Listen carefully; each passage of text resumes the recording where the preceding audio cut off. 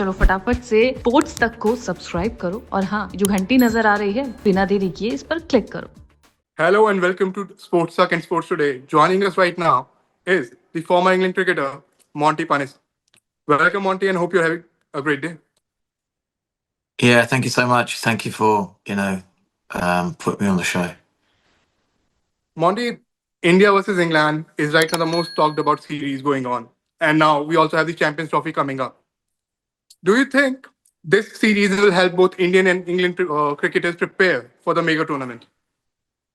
Yeah, look, I think absolutely. I think it would help both teams, probably India more because they're going to be in Dubai playing all their matches where the ball turns the most out of all the other, pitches in the UAE. So I think they've got a really good advantage there, and they're utilising the spinners really well. So it gives an opportunity for all the Indian spinners to adjust into their new roles and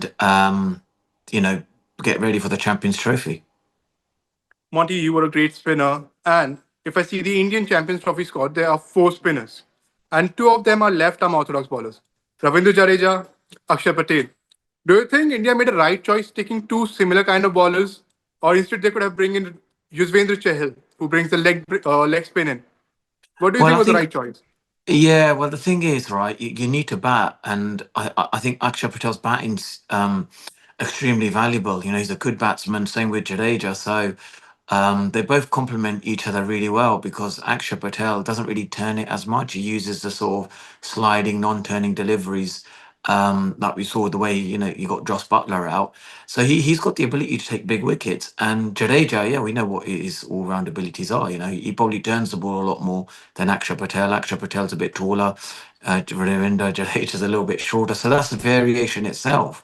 But it's the batting as well. He's a much taller batsman. And the other batters in the Indian lineup are slightly shorter. So that height difference makes a big difference. So when he comes into bat at a 7 or 8 with his long levers, he can hit the ball out of the ground. So no, I think they justified the selection. I'll also talk about England's Champions Trophy selection. They only have one full-time spinner, I would say, a legitimate spinner, Adil Rashid. Whereas they have went with Jacob Bethel, Liam Livingstone, Joe Root, or you can say are part-time spinners, or like more like all-round options you have.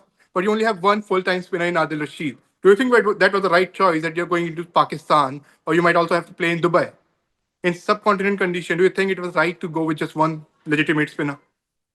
Well, I think it's the wrong choice. Chennai's a pitch where ball kind of turns a little bit. They should have played Rian Ahmed. Like, it doesn't matter if they win or lose this series. This is about experimenting with few of the players. Now, if they're going to only rely on Adil Rashid, Liam Livingston, and Jacob Bethel, then they've got to bowl. And if they're not bowling, then you need to play another specialist spinner. And I think Rian Ahmed is a good variation. He bowls it quickly, hits the ball really well.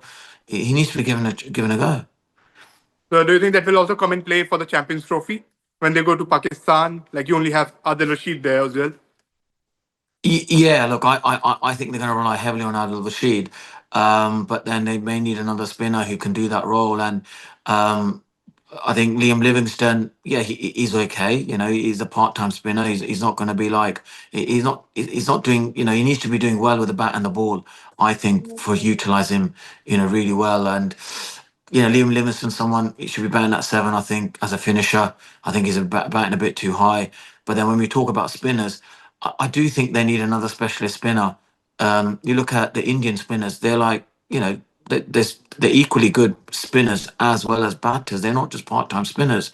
But England, I think they've got like part-time spinners, and I just don't think that they will make as much of an impact like someone picking another specialist spinner for England. If you also see England batters, their struggles against the spin bowling is, I think everyone is talking about it. Be it here, be it the Pakistan Test series, or any other place, their weakness against spin is quietly visible to the world now. So if you were with the team right now, like if you were part of the team of the coaching staff, what would you have told them? Like how can they overcome this weakness, or how can they Well, get better them, or like counter it? yeah, like look, you look at the top 6 was blown away before 12 overs. Like you can't have that. You got to have a plan in place where you say, well, we need to at least have 2 specialist batsmen there. We don't want the spinners just keep knocking it around. Even in the first T20 match, 12 overs, 5 wickets for I think 67 runs. That's what the spinners did. And England can't keep making the same mistakes. So they've got to I think in India, they're very smart spinners. They set you up to play the big shot and then they hold out. And I don't think they're picking up their smartness. They're not turning the ball big. And these are not like the ball's not turning big, but they're smart. They're very street smart. These young spinners, and I don't think the England batters are actually understanding how they're getting them out. Also, one thing like now Brandon McCallum is also taking over the white ball teams, and his own style, the baseball style we all talk about, is quietly visible in the white ball team as well. They're going for the aggressive game, beat Ben Beckett, Phil Salt, Josh Butler. But do you think is it working for the team now? Like we have seen the struggle in the test sides, now it's quietly visible in the white ball games as well. Do you think the baseball style is helping the team, or it's more like starting being their kryptonite? Well, I think it becomes very much one-paced attack. Let's be honest. Apart from, let's say, Brendan Carter's innings when he scored 31 runs off 17 deliveries, you take that away. The top batting will got blown away. The bowlers get hit all over the park, the fast bowlers, and if the batters get after one of the bowlers, it becomes very much one-dimensional attack. Everyone's just bowling rockets, and I don't think people are scared of the rockets. They're scared of movement. And if Brendan McCullum wants to bring baseball into ODI and T20 like kind of cricket, why not spin? What's wrong with spinners? Why can't we have mystery spinners? India's doing it. India's doing maybe the baseball way of spin. They bringing in mystery spin, so we can call it gamble. Gautam Gambhir will be gamble, right? And he's doing it with mystery spin.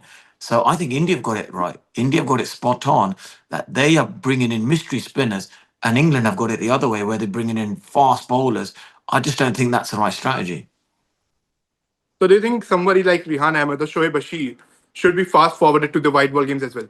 A lot more. Absolutely. Like this is a great opportunity to play Rian Ahmed. You should be playing Rian Ahmed and one less bowler.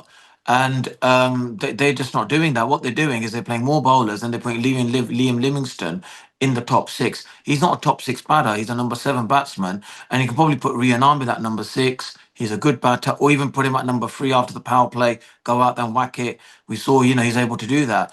And I don't think Brendan McCullum's utilising it. He's just so focused on fast bowlers. And me being a spinner, I'm going to promote the spinners, aren't I? I'm going to promote. We want to play more spinners, absolutely.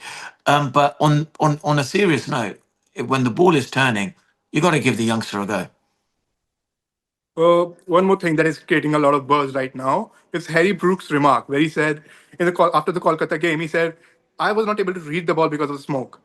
The smog is actually not helping me to read the ball." Then Varun Chakravarti did the same thing in the Chennai game. He went clean through him. So even Michael Vaughan trolled him for that on social media, and people across the internet are talking about now you'll have to play for Delhi Capitals, and smog might be a big thing there. So would you lean in too much into it, like the factor, smog factor, or do you think it's some technical fault in Brook's game? Well, I think what it is, look, I think what Brook did, he got this time round he played much straighter blade with the bat and still got done. And I don't think it was a smog factor. So I think he just needs to focus on just cricket, watching the ball. Don't worry about the smog or anything like that. Um, think about how are the Indian spinners trying to get you out? How they're being, they're very smart. They're smart bowlers. They're clever. They'll bowl a couple of dot deliveries, then they'll bowl a long hop, but it won't be the room. They won't give you the room to whack it. And then the batters are falling for the trap. They hit it out in the long deep and they're out. They're very smart. They're setting the England batsmen up to play the big shot. And that's the bit they're not understanding, the sort of the lead up of how they're trying to get the England batsmen out. And one more thing, how do you think this series will go? Like the 5-match T20I and the ODI series. What do you think will be the result? Well, if the way England are playing right now, I think India will probably win 5-0. Let's be honest. England need to find a way very quickly how to play spin. If they're not gonna, if they can't find the answer of playing the mystery spin of India, I think India's going to win. Most games because I think that's their downfall is spin, and they just I don't think they know how to what sort of game plan they need to go with the spinners. And they're in the same group with Afghanistan in Champions Trophy. So how do you think they will fare in the mega tournament? Like somebody like against Rashid Khan, Noor Ahmed, they have a lot of spinners. Then also against Australia. So how do you think England fare in the Champions Trophy? What will be the result of the tournament for them? Well, they could be kicked out of the group stages. They may not even make it in the top four because, again, they're making the same mistakes that we saw during the World Cup in India. And I don't see any improvement in this England team. I don't see that they've improved in any capacity against spin. In fact, they are focusing on the wrong things, which is, oh, we are going to now bring in top fast bowlers at 90 plus miles per hour. It's going to scare the batters. It's not scaring anyone. The only thing that's happening is that the ball's just going out of the park further. And they just need to now think, how are we going to do it? And if this coaching staff doesn't have the capabilities or the capacity to actually work out how to, um, combat spin, then you kind of ask yourself the question, what are this coaching staff doing? Why don't they have the answers? We're in the same place 12 months, 18 months ago. This England team is not improving. And if they don't improve against spin, then there's big questions need to be answered. Who is responsible in helping these batters to get better at playing spin? I think I'll also mention Jofra Archer here. Like you said, they're bringing in the pace bowlers. Jofra Archer made his return, but it was highly unimpressive. I'll say he was not made able to make that impact like Jofra Archer is known to. So is that one of the reasons they are like piling in the pacers in the subcontinent condition where they're not, like you said, that much effective? Firstly, why is Joff Archer playing in Chennai pitch, where the ball probably turns the most on red soil, right? Save him for like maybe Mumbai or some of the other hard bouncy pitches. This is a great opportunity to play Rian Ahmed, but they didn't want to play that because their thinking is stubborn. They're not thinking, each pitch needs to be a different attack. And I think Brendan McCullum himself is too obsessed in just thinking, well, yeah, we're going to bring in all these fast bowlers and it's going to be, we're going to scare the Indian batsmen. They're not scared. The Indian batsmen are fearless, mate. They just go out there and just whack the ball out of the ground. They're not scared of any of that kind of stuff. What bothers them is going to be spin, and also seam movement, swing.